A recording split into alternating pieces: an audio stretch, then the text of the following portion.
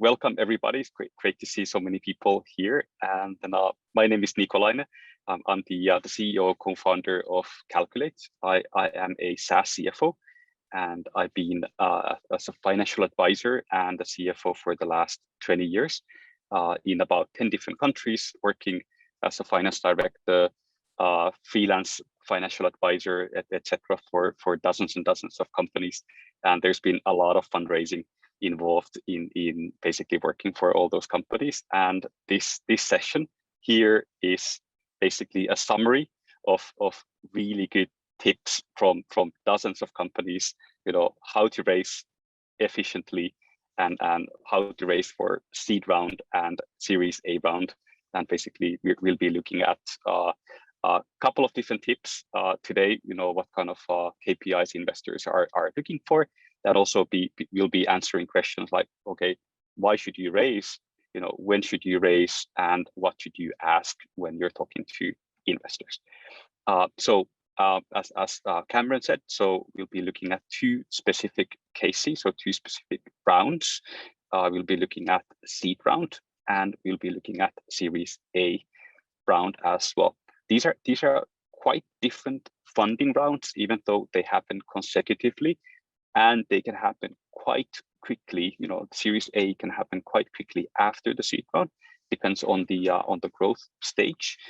So basically, I would like everybody to basically think about a couple of different topics when we are talking about these two funding rounds, like, okay, KPIs, collecting data, and what you should actually measure, and we'll be basically going through the numbers one by one here. But for the next 5 to 10 minutes, we'll be talking about fundraising in general, and touching base on like why do KPIs count, and why investors are looking for certain KPIs. So we'll be basically we'll be looking at that as a universal topic first, and then diving into the technical details.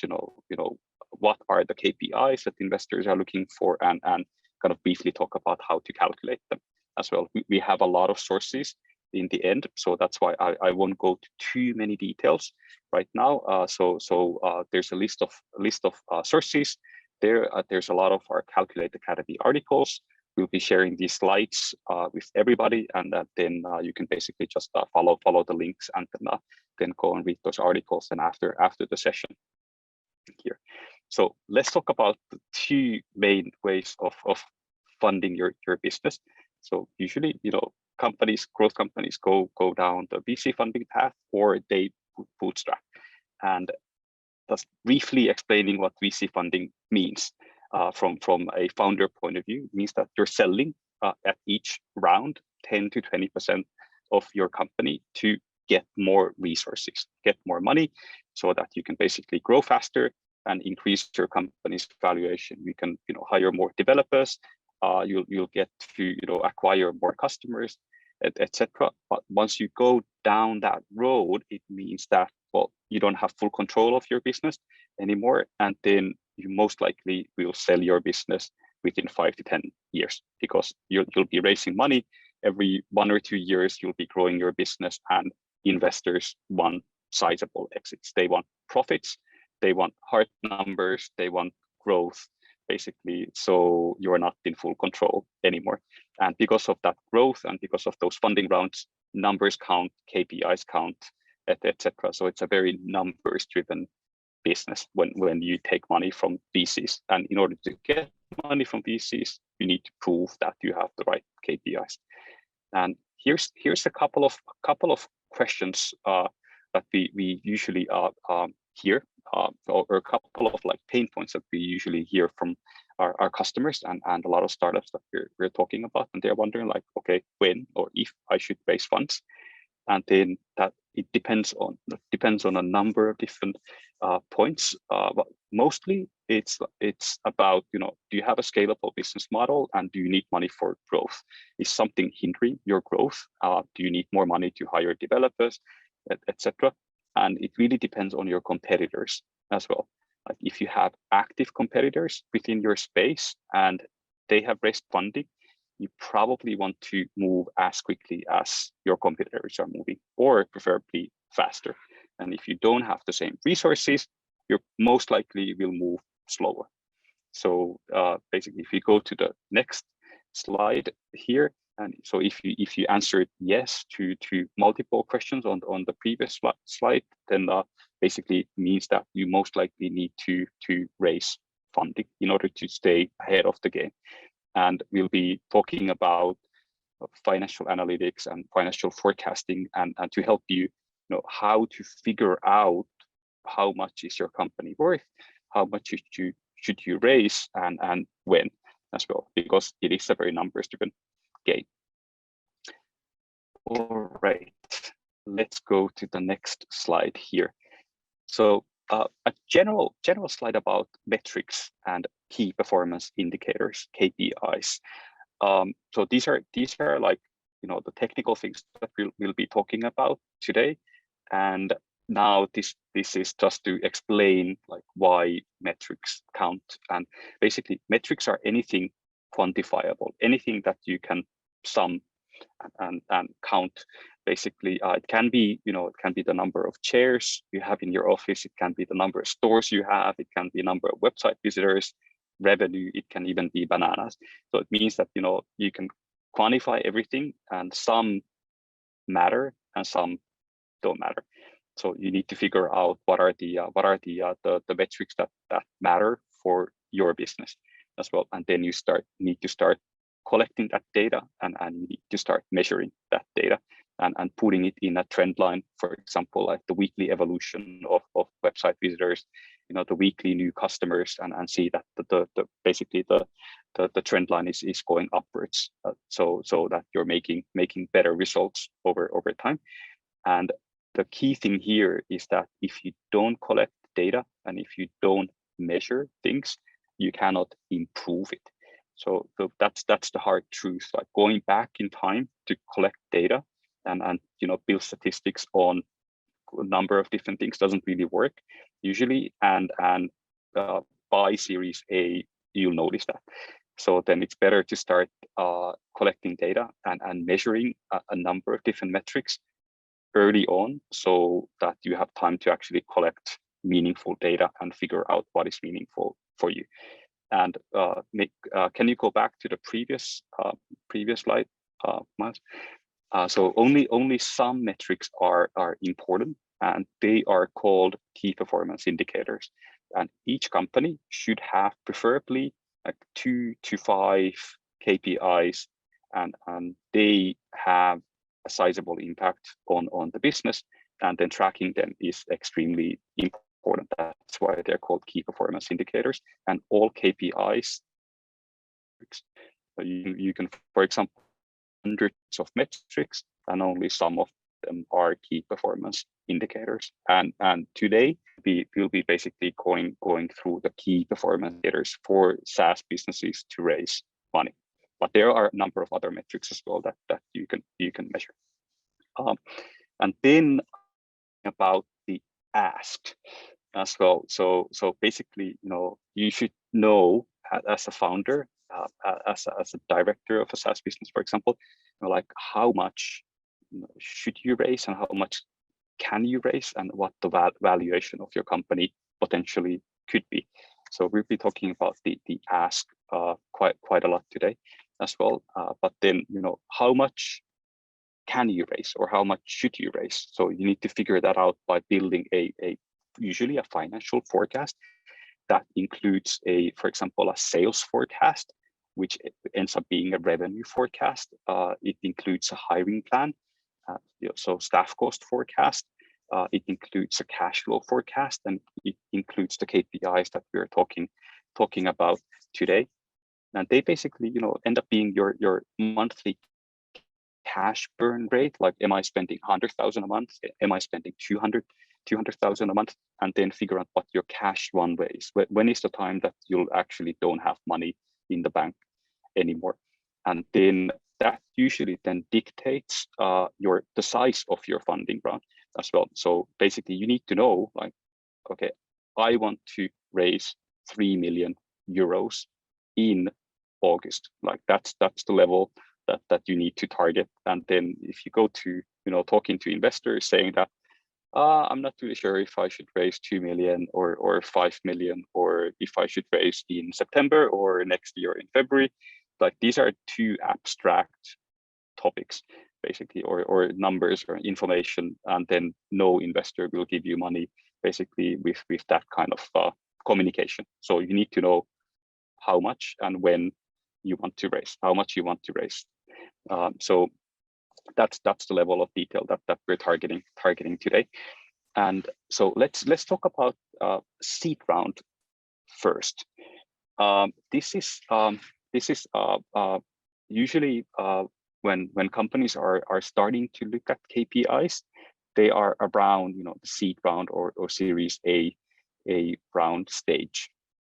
And seed round, well, most companies don't have like a highly evolved or highly developed product, a software yet. They have maybe some customers, maybe some customers are paying for the product, maybe some customers have stopped using the product, and so on. But you don't really have that many KPIs. You don't have that much hard data necessarily, and even if you have data, it might not look very good. But basically, the seed round, it's more about your story and more about your team and various growth rates that investors are looking for. So we usually advise our customers to maximize user growth and customer growth at any price, basically. So you don't necessarily need to charge money for your product. If you can, it's better, but usually seed round, it's all about user growth, engagement rates, customer growth, and your story, and also like basically making sure that you understand the problem that the customer is facing, and there's a big enough market as well. So if you have for example a $20 billion market that your customers are in, and you can take a sizable chunk of the market, measure it, and make sure that you have enough sources, and make sure that you understand the problem of the customer, and basically make sure that you're talking to the right people. So you have defined your ideal customer profile really well, that you have preferably one really solid ICP to start with, and then you can have more and more. But then it means that you're talking to the right people, you understand them, your product is targeted for them, the users are getting value out of your product. And investors are also looking for a solid management team hopefully with large diversity as well, that they come from maybe different nationalities, they come with different experience backgrounds, and they are experienced enough to run the company and build a profitable, growing business. So basically seed round will help you to fix those problems, and then get to the point that you actually have revenue, you have data, you have an increasing number of users, and you have a really good product. So this is a collection of the usual KPIs that investors are looking for when it comes to seed round here. And basically, we haven't listed revenue as the number one topic, because most companies at seed round don't have a lot of revenue. So as we mentioned in the previous slide, it's really the number of users and engagement rates that count the most. Like, how often are your users using the product? Are they coming back on a daily basis? Are they coming back on a weekly basis? How is the growth? Like, is your product basically attracting more and more people on a weekly basis? So it's also the kind of, you need to think about the display of data that you put your data all in basically on a trend line, on a time series. And then you basically measure your weekly number of users or new users, and then for example, on a monthly basis as well, and then see that different profiles come and use your product in different ways, and then basically you can even focus your ICP better if you measure that data and then you figure out which customers, which users get the most value out of your product. And if you have revenue, then basically it's all about, MRR growth, so monthly recurring revenue growth. And then, any revenue is good. And as we mentioned before, be super accurate about your total addressable market. So measure your market and then calculate or get the sources for that. And preferably also build a story. Like what's the story of your company? What's the story of your team? And then become a storyteller. Even if you're an engineer, build a story and try to make it as interesting and entertaining as possible. And then, tell it with passion, basically. So that always helps. Passion and a story makes everything easier. And that definitely helps with seed round, because you have to convince investors of something that doesn't really exist anymore, and you don't have hard data to back your story. So make the story sound good and make the story really entertaining as well. So let's talk about Series A. So we're basically moving from seed round to Series A, and if we just put the usual timeline for these, when do startups raise their seed round and when do startups raise their Series A round. Often startups would raise their seed round, maybe 1 or 2 years after operations, that they have a product, for example, and they have a team, and then Series A 1 or 2 years after, so that they have enough customers, they have enough revenue, etc. And as we discussed before, seed round is not really KPI driven, because we don't really have those numbers at hand, but Series A is almost purely KPI driven. KPIs matter hugely, and basically they matter for the amount that you're able to raise, and they matter for the valuation. So the usual thing for, let's say, I'll just give a quick example here.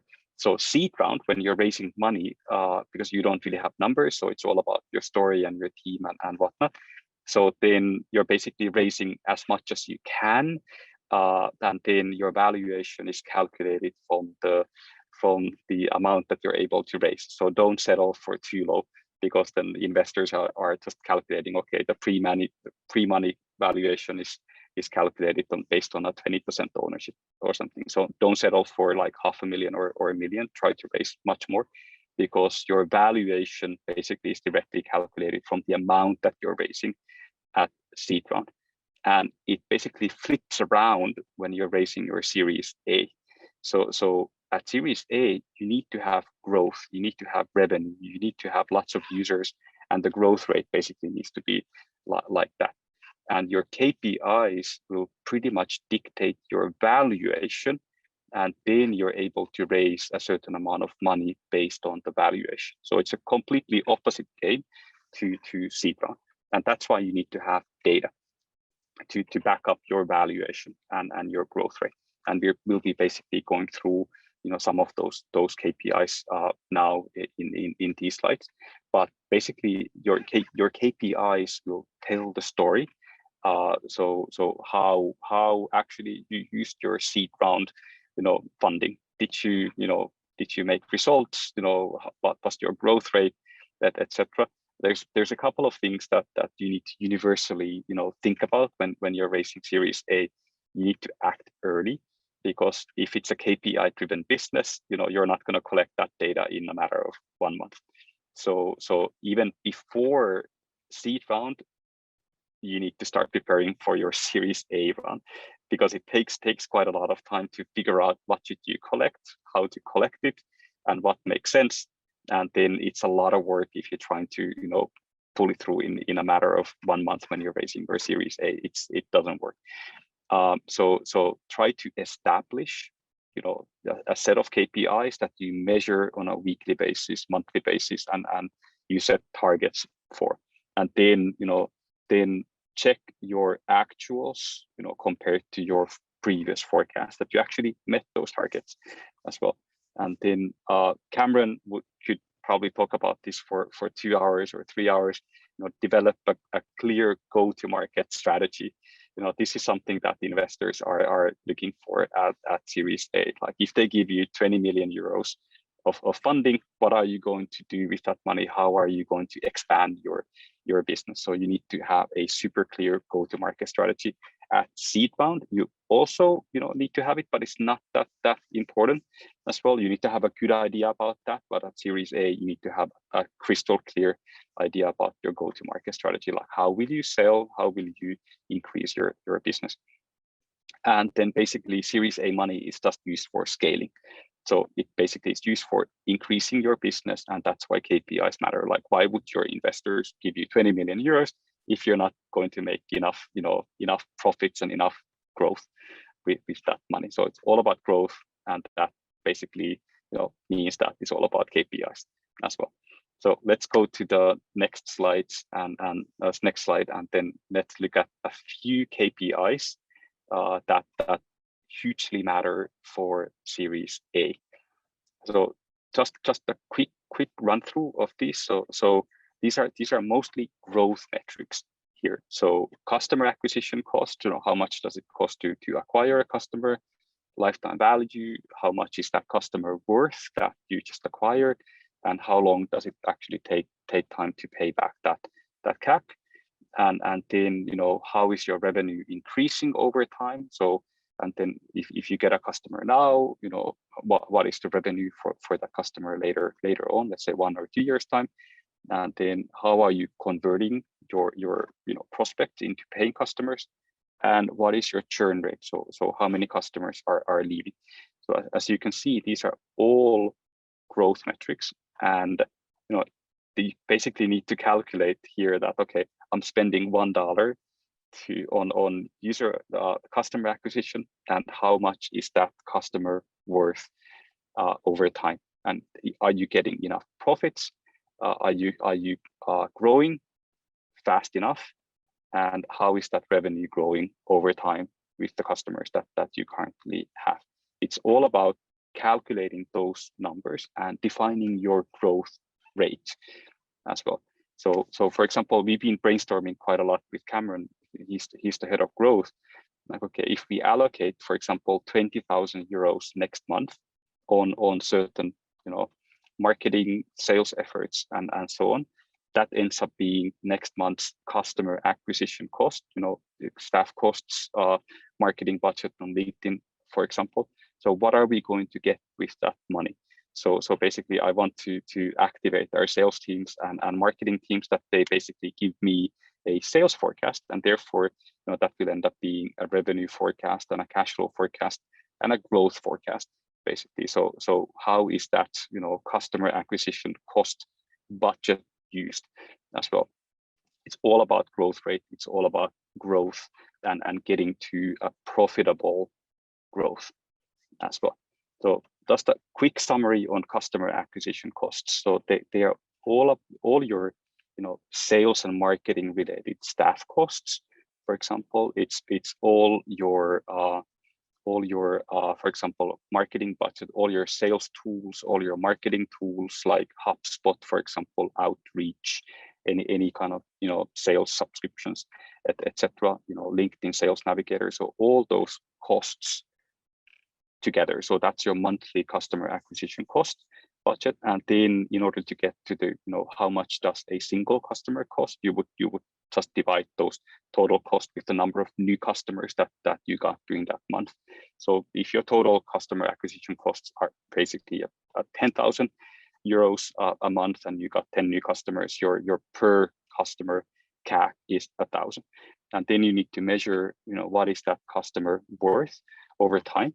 So for example, like if you estimate that the customer will use your product for 4 years, and they will basically generate cash flows and revenue of say 5,000 euros over that period of time, then you can calculate a LTV to CAC ratio as well. So it's just the total amount of your LTV divided by the per customer CAC, and that ratio should ideally be minimum of 3.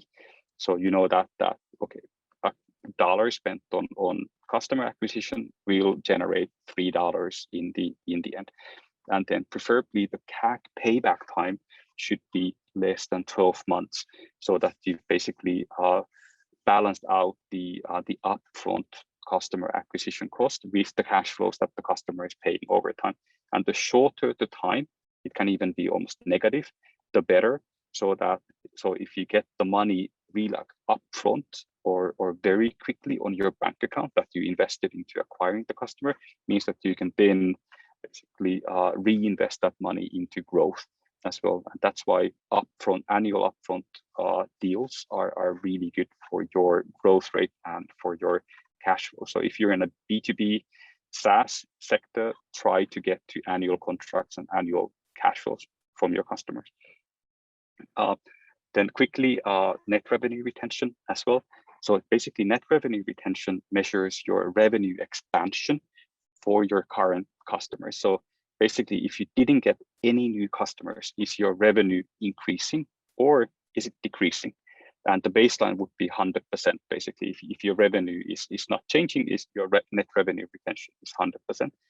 And make sure that you have a scalable business model and a clear upselling path, that you have add-ons, you have different plans, you have, let's say, revenue-based pricing, that in 1 year's time, 2 years' time, your customers actually paying more.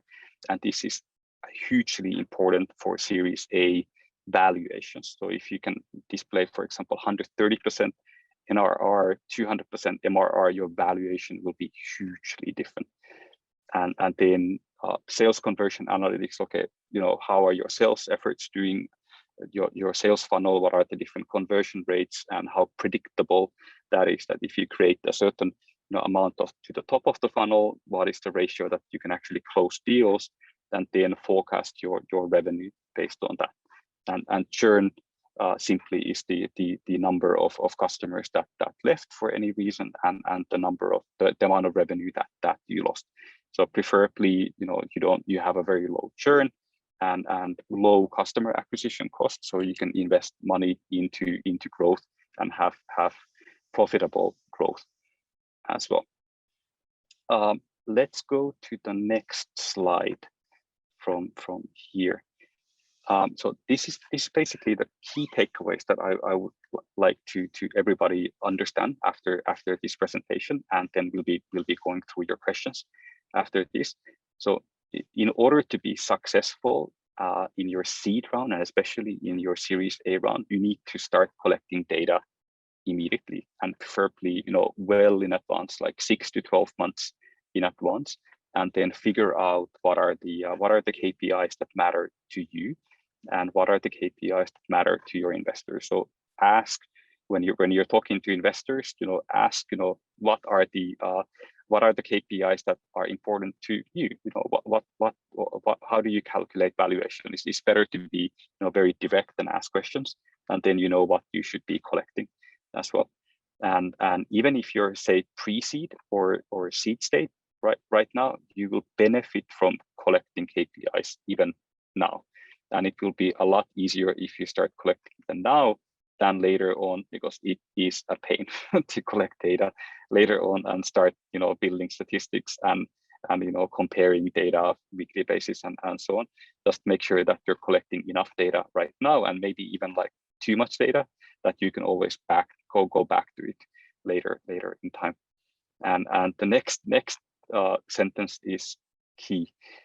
Usually before Series A, startups are not data driven, unfortunately, and past Series A or just before Series A, all startups will be data driven. Like if you manage to raise Series A round, then you know how much KPIs matter, and then you have built a data-driven organization. But before that, a lot of startups are not. So try to avoid the mistakes that most startups do make. So then start collecting that data now and become data-driven right now. And then when you go to the like say investor discussions, they take you much more seriously if you can present the right KPIs to them, if you know what you're talking about, and if you know how much you want to raise, and that you can justify that okay, I am going to hire 2 developers next month, I'm going to hire 2 new salespeople, the month after, and we are making that kind of results with that money, and this is our growth rate. So try to build a bottom-up forecast, and then basically collect the right kind of KPIs, calculate the right kind of KPIs, because it makes your life a lot easier when you're fundraising. It makes you look much more professional as well. It makes you look that you know what you're talking about, and you would use the money wisely that the investors would give you. So this is a short list of sources that you can basically read after the presentation. We'll be sending these slides to everybody, and these are easy to understand articles from the Calqulate Academy to help you with fundraising and help you to calculate those KPIs and then measure them, and then what basically you should be talking to investors, and how you can use those KPIs to improve your pricing, improve your growth rate, and understand financial reporting more.